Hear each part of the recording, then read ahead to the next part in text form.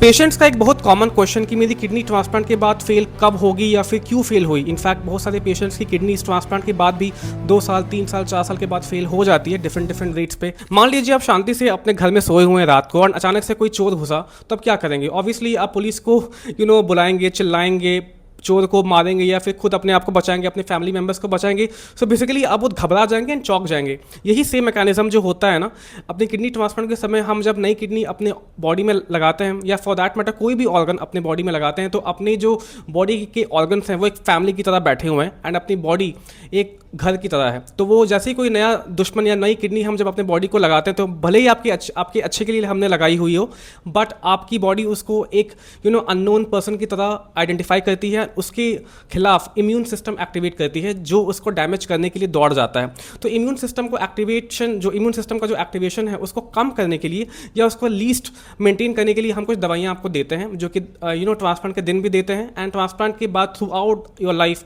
चालू रखनी पड़ती है। सो एक्चुअली क्या होता है कि ऐसा कोई तरीका नहीं है जिससे हम पता लगा सके कि आपकी बॉडी में इम्यून एक्टिवेशन किस हद तक होगा या कितना डोज दवाइयों का आपके लिए रिक्वायर्ड है। ये बस एक हिट एंड ट्रायल एरर के बेस पर होता है। आपने दवा दिया कुछ पर्टिकुलर डोज रेजिमेंट पर जो बाकी लोगों को हम देते हैं, अब आपकी बॉडी उस पर कैसा रेस्पॉन्ड कर रही है, क्या कर रही है, वो तो वक्त ही बताता है।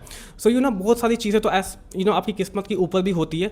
बट अगर आपने बीच में दवा छोड़ा, आपने फॉलोअप नहीं कराया एंड दवा का कोई साइड इफेक्ट हुआ जिससे दवा का कुछ डोज कम करना पड़ा, तो उस केस में इम्यून एक्टिवेशन और बढ़ जाती है। इसलिए कोशिश करिए कि आप रेगुलर फॉलोअप करें एंड कोई भी दवाई का कुछ साइड इफेक्ट हो तो आप बिल्कुल आके बताएं। डायरिया, वॉमिटिंग के हो जाने से बहुत बार ऐसा होता है कि दवाइयाँ ठीक से एब्जॉर्ब नहीं होती हैं एंड फिर उसके बाद काम नहीं कर पाती हैं, जिससे इम्यून एक्टिवेशन और रिजेक्शन का जो रिस्क है वो और बढ़ जाता है।